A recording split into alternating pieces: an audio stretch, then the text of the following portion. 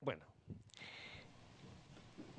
aquí es una parte donde me tocaba hacer una presentación y la verdad es que me di más vueltas que un asado pensando en de qué es lo que les iba a hablar.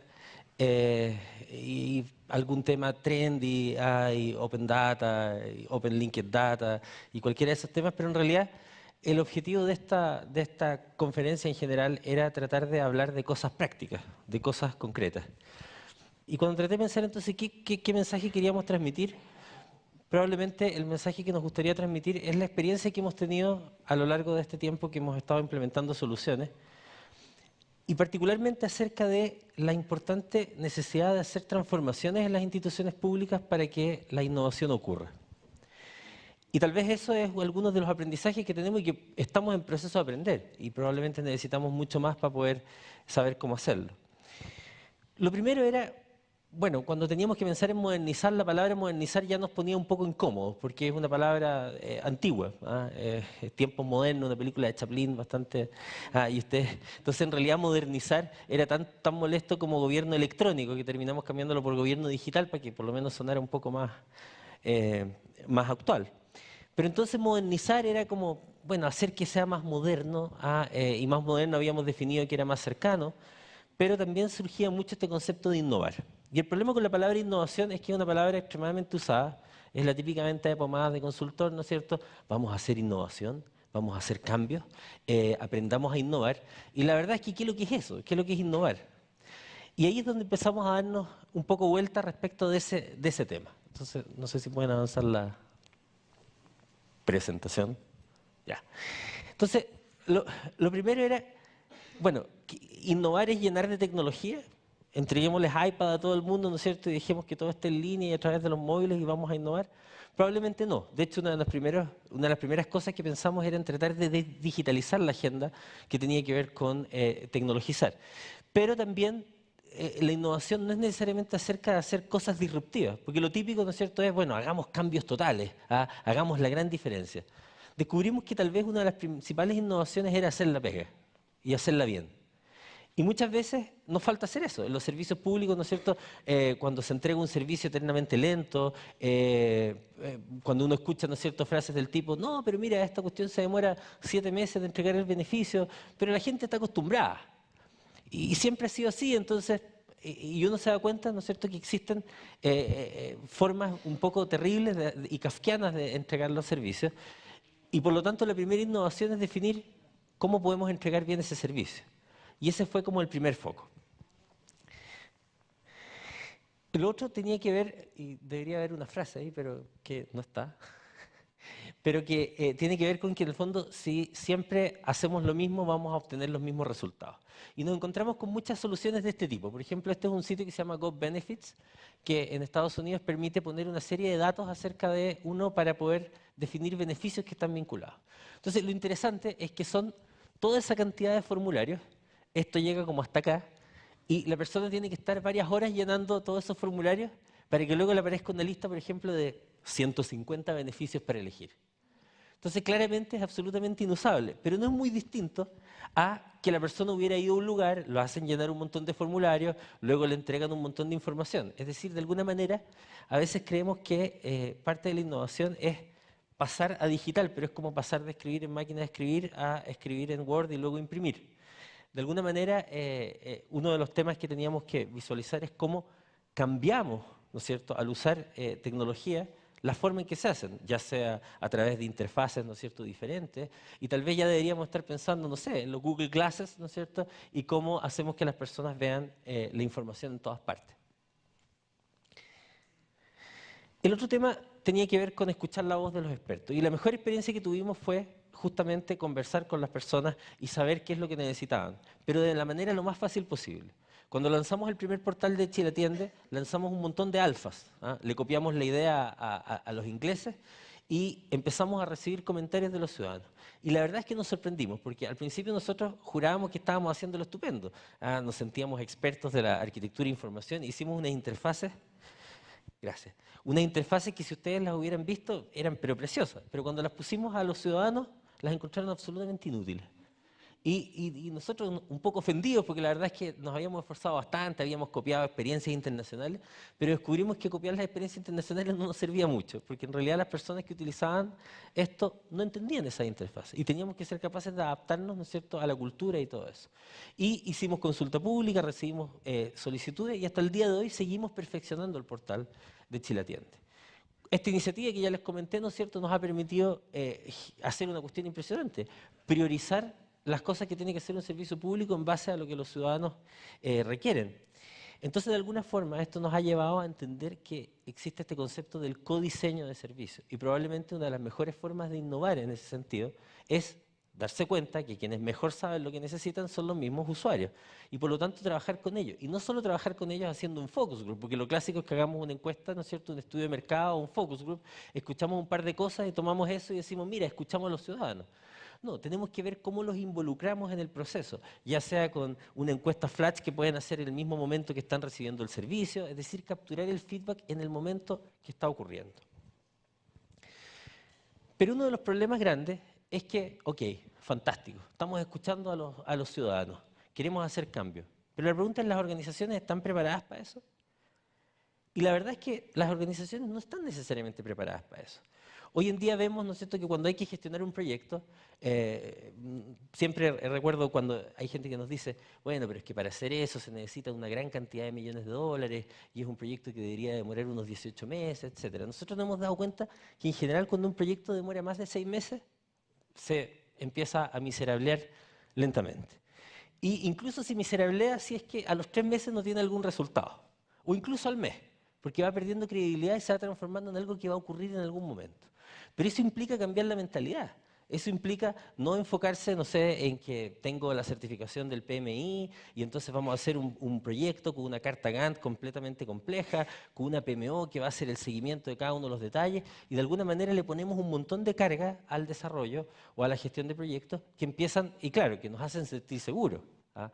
Es como cuando está esta típica frase, ¿no es cierto?, que a nadie lo echan por usar IBM o a nadie lo echan por usar SAP, porque claramente si falla alguna de esas cosas es culpa de la plataforma y no es culpa del que la implementó. Entonces los proyectos grandes y con mucho dinero pasan a ser lo mismo.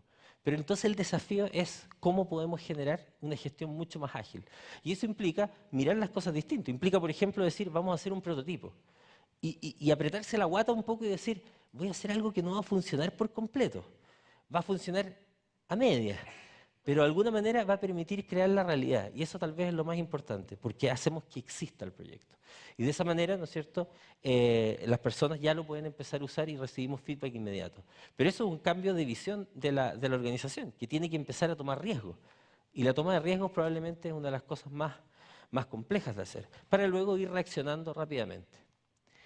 Pero también eso implica un desafío en las herramientas, porque no podemos usar las mismas herramientas. Ya no podemos usar las mismas cartas Gantt. Tal vez tenemos que usar, no sé, Kanban, o tal vez tenemos que hacer dibujos, o tal vez tenemos que hacer listas de tareas.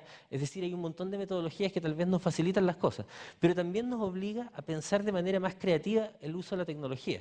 Ya nos comentaban un poco atrás, ¿no es cierto?, el uso de plataformas como Ushahidi para implementar temas ciudadanos. La reutilización de información, el software de código abierto, pero incluso las técnicas de programación. ¿Ah? Cuando vamos a desarrollar software, no sé, pues yo aquí estoy mostrando algunas cosas, ¿no es cierto? Cómo somos capaces de separar la interfaz de la persistencia de los datos de las reglas de negocio, para que podamos hacer interfaces ágiles que si la gente quiere ir mejorando la interfaz, no tengamos que estar cambiando el software completo. Y de manera que sea fácil también para otras empresas poder tomar los desarrollos. ¿No se imaginan la cantidad de software que hay en el Estado que le hizo don Pedrito, que ahora, no sé, pues está en un hospital psiquiátrico hace 5 años y no podemos acceder al código porque se lo olvida, qué sé yo, etcétera? Y por otro lado, temas de interfaz de usuario que facilitan las cosas, y pusimos como ejemplo solamente la interfaz Bootstrap de Twitter, que permite hacer rápidamente, ¿no es cierto?, interfaces al estilo de CSS, para los que sean más técnicos, que en el fondo con un par de clics, ¿no es cierto?, con un par de copy-paste, podemos hacer interfaces más simples. Y eso implica también tener apertura desde el punto de vista de la gente que viene del área tecnológica, que a veces tenemos que reconocer que somos un poco porfiados. Y nos asociamos, ¿no es cierto?, a ciertas tecnologías que nos gustan y no queremos salir de ahí porque entonces no, porque esto ha funcionado bien. Y ahí nos vamos un poco a la lógica de que las cosas se hacen como siempre se han hecho. Por otro lado, nuevamente vuelvo al tema del riesgo. ¿ah? Es mejor pedir perdón que pedir permiso a veces. Y esto tiene que ver con, y aquí pongo la escena, ¿no es cierto?, de Neo doblando la cuchara, con que nosotros somos capaces de generar las realidades. Porque las realidades, al final, ¿qué es lo que son? Son definiciones, ¿no es cierto?, de algo que existe y que nosotros decimos que existe porque definimos que tiene un conjunto de atributos. Entonces, así nosotros, voy a poner un ejemplo, decidimos que iba a haber un portal de datos abierto. Y lo lanzamos en septiembre del año pasado cuando todavía no teníamos suficientes datos. La verdad es que era un portal un poco pobre a lo mejor en términos de datos, pero el portal de datos abiertos existió y fue uno de los primeros que había en Latinoamérica. Eso no significa que fuera un buen portal de datos abiertos, pero lo que importaba era que habíamos dado la señal de que queríamos que existiera. Y eso fue, aunque no lo crean, incentivando que algunas instituciones nos llamaran y nos dijeran, oye, ¿por qué no están mis datos? No, es que tus datos son más o menos, nomás, qué sé yo. Bueno, pero ¿y si los mejoro? Bueno, podría ser, tendríamos que pensarlo. Ah, y empezó a generar un efecto interesante porque finalmente la realidad se había creado. Entonces, nuevamente, eso tiene que ver con un cambio de mentalidad por parte de las instituciones públicas. Por otro lado, está la necesidad de disminuir las barreras de entrada. Una cosa muy típica, ¿no es cierto?, es tratar de sobrecomplejizar o agregar sobreingeniería a las soluciones. No, mira, aquí lo que tenemos que usar es un bus de servicio, más una plataforma de middleware que se vaya, ¿no es cierto?, a otra cuestión gigantesca que se conecta vía SOA, etcétera. Cuando resulta que muchas veces las soluciones pueden ser muy simples. ¿Ah? Y tenemos un ejemplo que siempre nombramos, que está sentado ahí, ¿no es cierto?, don Piero, cuando había que implementar el tema de la toma de horas para tomar un subsidio, resulta que un año había gente afuera en las colas, ¿no es cierto?, durmiendo en campamentos y al año siguiente ya no existía eso. ¿Y cuál fue la tecnología? Un formulario conectado a una base de datos. Unos pocos días de desarrollo. Es decir, no hubo que implementar ni gastar millones de dólares, etcétera. Pero eso tiene que ver, ¿no es cierto?, con tener una visión de eso. Y cuando nosotros entonces le decimos a las instituciones públicas, digitalicen sus trámites, tenemos que tomar la responsabilidad de entregarles herramientas que faciliten eso. La clave única es una de esas soluciones. Hagamos que todos firmen de una sola manera. Entregar una plataforma de interoperabilidad permite que los datos se integren de una manera más simple, por un solo punto. Entregar herramientas de software que faciliten la creación de las herramientas en línea, etcétera. Es decir, entregar software as a service. Al hacer eso, nosotros también disminuimos las barreras, ¿no es cierto? Y por lo tanto, hacemos que las instituciones tengan un poco menos de aversión al riesgo. Entonces, la idea es pasar del riesgo de estar al riesgo de no estar. Los seres humanos generalmente no queremos cambiar, porque, bueno, cambiar implica tomar riesgos, como les decía.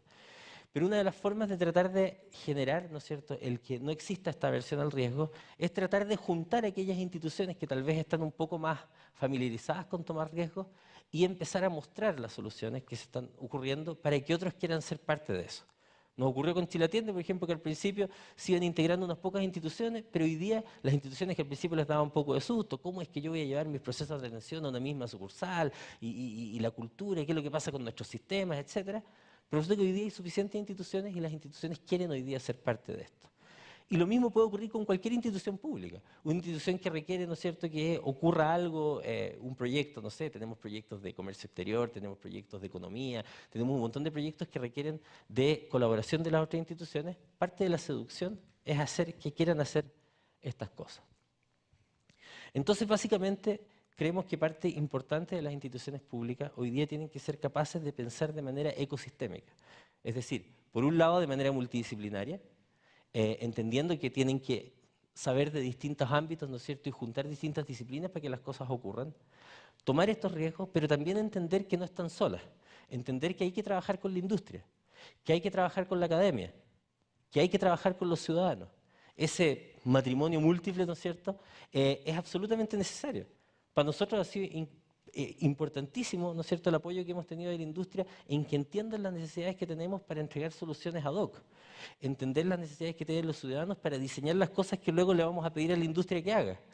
Y entender lo que la academia tiene que decirnos respecto a experiencias en otras partes. Por lo tanto, si no somos capaces de tener esa visión, también nos vamos a perder. Entonces, básicamente el mensaje que quiero transmitir, en particular a aquellos que nos acompañan, que pertenecen a instituciones públicas, es que la innovación no es necesariamente algo tan complejo. La innovación no es acerca de hacer iPads, acerca de hacer iPhones, ¿no es cierto?, y de cambiarlo todo para siempre, sino que muchas veces la innovación tiene que ver con dar soluciones simples a problemas simples de la manera más simple posible. Y básicamente tomar ciertos riesgos.